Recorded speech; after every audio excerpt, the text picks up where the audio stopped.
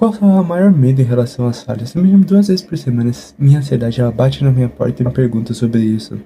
E a resposta ela sempre vai variar entre diversos temas que estão percorrendo na minha cabeça aquela semana. E a cada vez que essa pergunta tem passado, ela tem se perdido mais o sentido em mim. Mas para você entender isso, eu acho que a gente precisa voltar uns 2 passos. O que é falhar para você?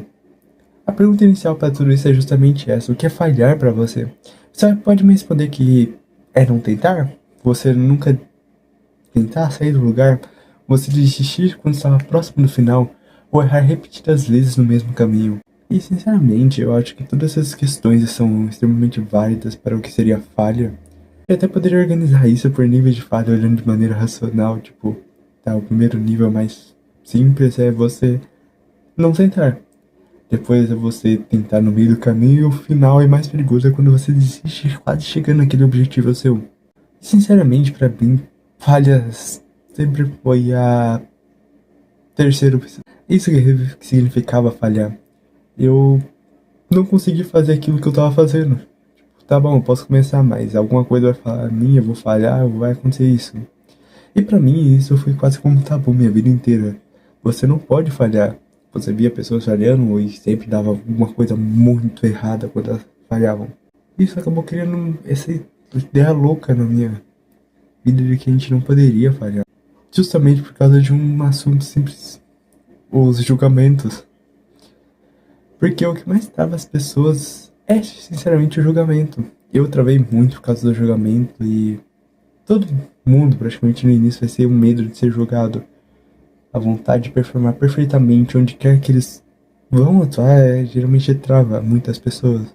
Isso vem muito das redes sociais, que não, inclusive eu vi um movimento do Kidez influenciando, onde diversos criadores passam justamente sobre isso, mostram que mesmo eles não têm aquela vida perfeita, que eles são com 20, 30 anos, então tem coisas que a sociedade atual diz que é verdadeiro, que você tem que ter, que eles também não estão no auge da vida, mas eles estão tentando caminhar isso. Claro, são criadores normais, você não vai ver uma subcelebridade ou uma celebridade postando sobre isso, mas é bom pra você te desinfluenciar. Você se sente um merda ao olhar isso, você tá lá numa academia, treinando numa academia broxa, um shape medíocre, com um trabalho que você achar morno no melhor dos casos.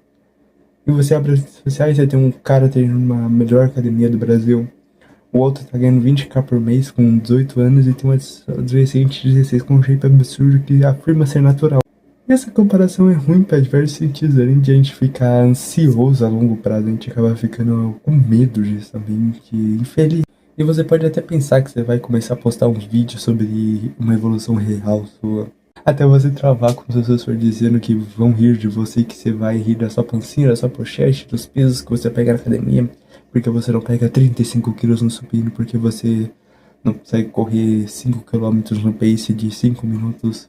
E você pode até pensar em outro plano, que é tipo, o que será que o pessoal da academia vai pensar quando eu estiver gravando com o celular lá? Será que eu não vou estar sendo inconveniente? Será que você está sendo blá blá blá blá blá blá? Pelo menos era isso que ecoava na minha cabeça quando eu comecei a postar vídeos, seja no TikTok, seja no Instagram, seja no YouTube. Eu tinha um medo desgraçado de essas coisas. Eu vivia pensando, nossa, o que será que minha família vai falar de mim quando ver isso? O que será que o pessoal do meu trabalho vai falar sobre mim? O que todo mundo vai dizer quando eu estiver fazendo essas coisas mesmo sem resultado nenhum de início e todo mundo vê aquilo e um vai compartilhar pro outro e vão rir de mim. Porque eu tava falando diversas coisas que eu gostava realmente, tipo, eu tava falando o que vinha na minha mente, o que eu estava pensando naquele momento. E muito disso não é na minha área, vamos dizer assim, eu não estava na área que eu sou focado. Que todo mundo conhece a versão do geek que foca muito em tecnologia. Mas ninguém conhece essa parte da neurociência, dessa parte dos outros tipos. E é justamente isso que ficava com medo de ser o Gui verdadeiro. E mesmo o sensor falando diversas coisas na minha cabeça, eu decidi começar a postar. E sinceramente, não tinha uma escolha melhor para eu fazer. Porque quando eu comecei a postar, eu comecei a gravar, a escrever, eu comecei a me esforçar realmente naquilo que eu gostava. Fazer algo por mim. Mesmo que não tivesse tanto resultado assim no início. E eu senti uma coisa incrível dentro de mim. Não é como se a ansiedade tivesse simplesmente ido embora. Mas é uma sensação de pura paz naquele momento, sabe?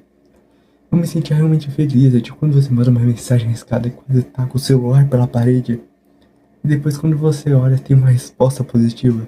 Você sente aquelas borboletas na barriga, mas ao mesmo tempo você se sente feliz. E é isso que eu sinto sobre isso. Essa ação me deu uma confiança pra tentar mais, pra fazer mais, pra fazer as coisas que eu realmente gosto. E fora que, quando eu notei que certas pessoas não apoiavam sem eu nem eu mesmo saber, pessoas que conversei 2, 3 vezes, pessoas que eu conheci durante a vida e que começaram a apoiar meus vídeos e até mesmo alguns familiares, eu fiquei desse jeito. E depois de botar tudo aquilo em prática e depois de eu botar tudo aquilo em prática e notar quanto que eu pensava que saber não era tanto quanto realmente sabia, quando eu tentava explicar, quando eu tentava falar sobre aquilo, eu notava que eu não sabia tanto.